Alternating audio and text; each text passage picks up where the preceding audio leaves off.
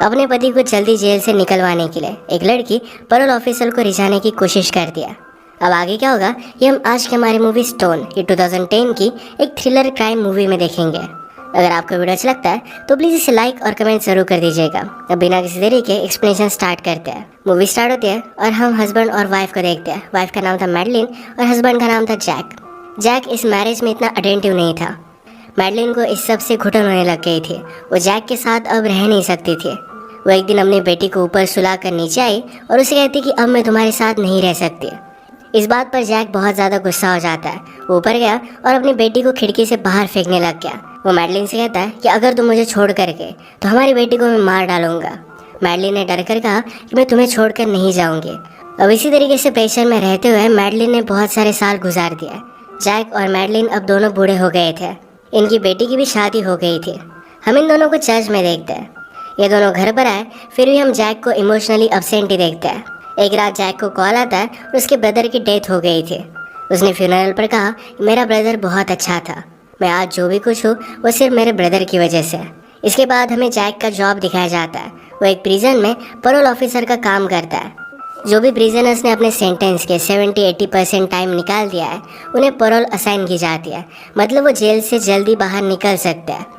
अब क्या वो प्रिजनर्स इसके लायक है ये डिटरमाइन करने का काम ये जैक का होता है। आज जैक को जेलर ने अपने पास बुलाया। जैक की एज हो गई थी और अब वो रिटायर होने वाला था, तो सारे केस अब जैनिस के पास जाने वाले थे। जैक ने कहा कि मेरे पास जो करंट केस है इन्हें मैं कंप्लीट कर लेता हूँ, उसके बाद मैं चला जाऊँगा। इस बात के लिए उसका जेलर मान जाता है। आज जैक के पास एक कैदी आया जिसे खुद को स्टोन बोलना अच्छा लगता था। उसका नाम कुछ अलग था। जैक खुद से कहने लग गया कि अब मैं पूरी तरीके से बदल चुका हूँ। मेरे वाइफ ने मेरे लिए जॉब वगैरह सब कुछ लाइन अप करके रखा है। एक बार मैं जेल से बाहर निकल गया तो फिर से क्राइम नहीं करूँगा। जैक स्टोन के साथ फिर से क्राइम के बारे में बात करना चाहता था, पर स्टोन ने कहा कि वो बहुत सालों पहले हुआ था। अब वो फिर से इसके बारे में बात नहीं करना चाहता।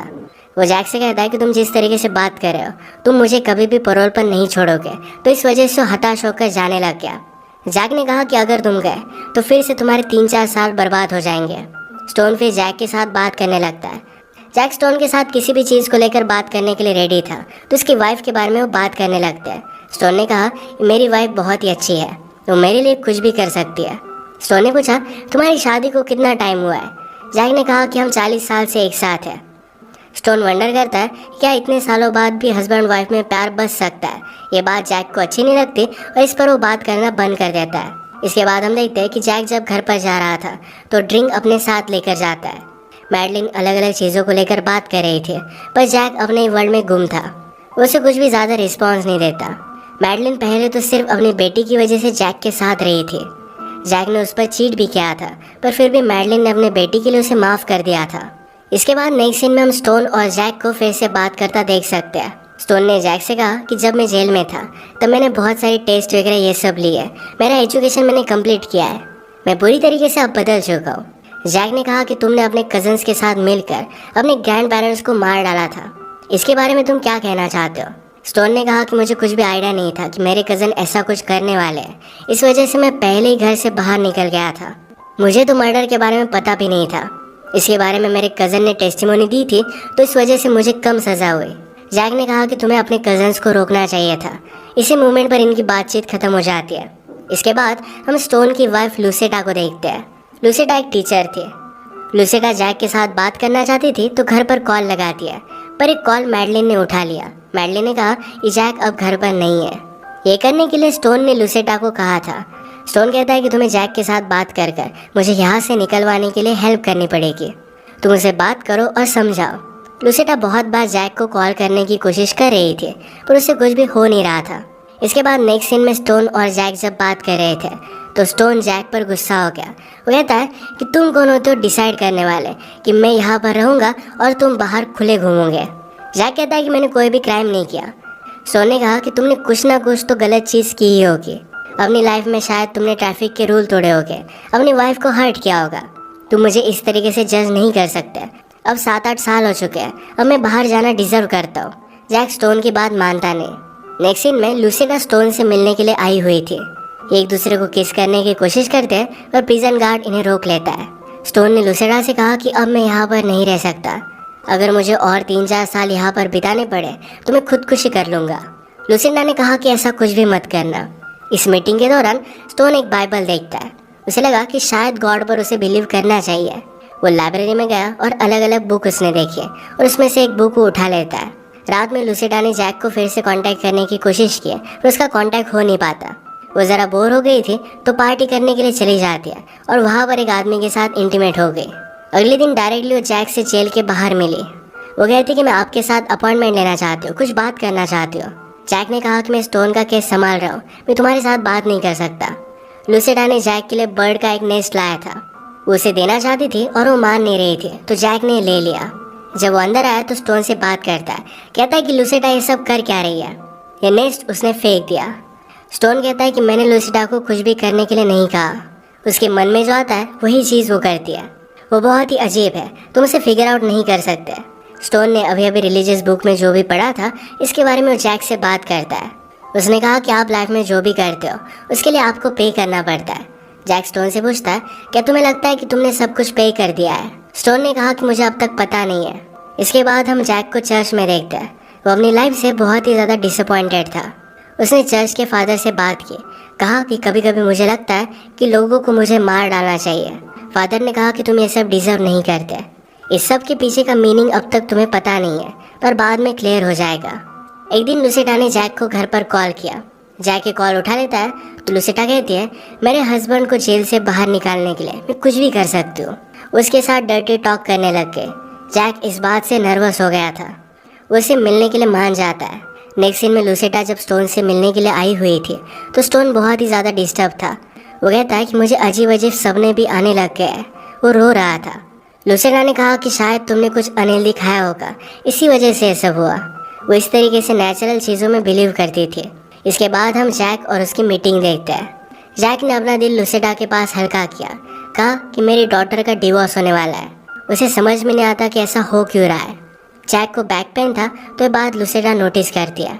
लुसिंडा ने कहा मेरे पास कुछ मैग्नेट्स है जो तुम्हें हेल्प कर सकते हैं। ये खुद को हील करने का एक नेचुरल उपाय है। रात में जैक लुसिंडा के पास वो मैग्नेट लेने के लिए पहुंच गया और ये दोनों इंटीमेट हो जाते हैं।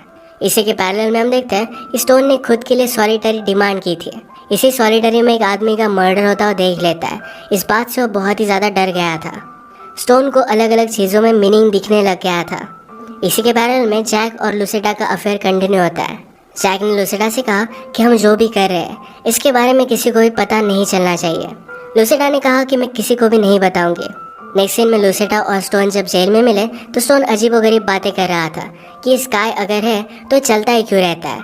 लुसिंडा कहती कि मैं जल्द से जल्द तुम्हें यहाँ से निकाल लूँगी। जैक ने ऑलरेडी तुम्हारी फाइल्स वगैरह आगे बढ़ा दी है। नेक्स्ट सीन में जैक और स्टोन एक दूसरे से मिले तो स्टोन सब रिलीजियस बातें कर रहा था। जैक ने कहा कि मुझे पता है कि तुम सिर्फ नाटक कर रहे हो, ये सारा तुम्हारा प्ले ड्रॉप कर दो। मैंने तुम्हारी तरह बहुत सारे लोगों को देखा है। हम उन्हें छोड़ देते हैं पर वो फिर से इसी जेल में वापस आ जाते हैं। उन्होंने फिर से भयंकर क्राइम किया होता है।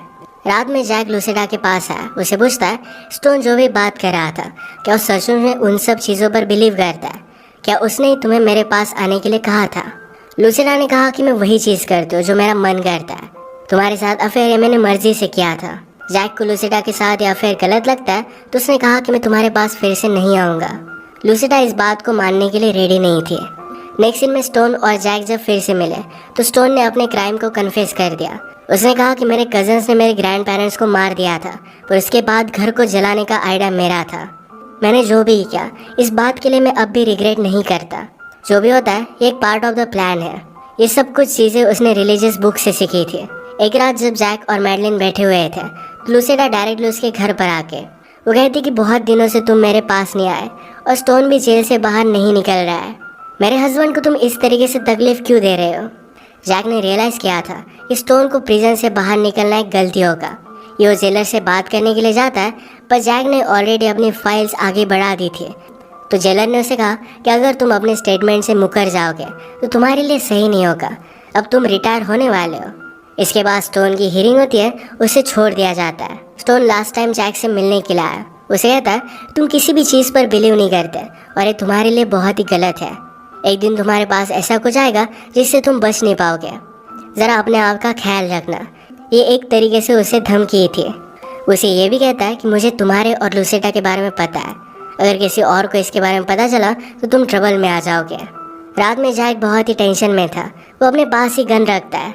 वो लेट नाइट जब सोने के लिए ऊपर गया तो नीचे उसके घर में आग लग जाती है। स्टोन ने अपने ग्रैंड पेरेंट्स को भी आग लगा कर ही मारा था, तो उसने ही आग लगाई थी। जैक जल्दी से मैडलिन को लेकर नीचे आ गया। वो मैडलिन से कहता है कि अब मैं स्टोन को छोड़ूंगा नहीं। मैडलिन ने कहा कि अब इन सब चीज़ों में हमें नहीं घुसना है। वो जैक की सब बातों से तंग आ गई थी। वो उसे हमेशा के लिए छोड़कर अपनी डॉटर के पास चली गई। डॉटर कहती कि मुझे सब याद है कि फादर आपके साथ क्या करते थे। आपने उन्हें छोड़ने का डिसीजन ये बहुत ही लेट लिया। रात में जैक अपने कोवर्कर के साथ था। जिस लेडी को उसका जॉब मिला था उसके साथ वो फ्लर्ट करने लग जाता है। जैनिस ने उसे मना किया तो जैक इस बात पर बहुत ज़्यादा गुस्सा हो गया। उसे भला बुरा बोलकर वहाँ से चला जाता है। इसके बाद वो डायरेक्टली स्टोन के पास आया। स्टोन को गन लगाता है, कहता है तुम्हारी वजह से मेरी पूरी ज़िंदगी बर्बाद हो गई। स्टोन ने कहा कि तुम मुझे मार नहीं सकते, तुम्हें वो गट्स नहीं है। ये कहकर वो वहाँ से चला जाता है और जैक सचमुच में कुछ कर नहीं पाया। उसे अपनी किए की सज़ा भुगतनी पड़ी। उसका जॉब चला गया, उसकी वाइफ भी उसे छोड़कर चली गई थी। स्टोन और लूसिटा एक दूसरे के साथ खुश थे और इसी के साथ मूवी एंड हो जाती है। अगर आपको वीडियो अच्छा लगा तो प्लीज़ इसे लाइक और कमेंट ज़रूर कर दीजिएगा। मैं बहुत सारी मूवीज़ लेकर आते रहता हूँ, तो प्लीज़ इस चैनल को सब्सक्राइब कर दीजिए और बेल नोटिफिकेशन आइकॉन दबाना मत भूलिएगा।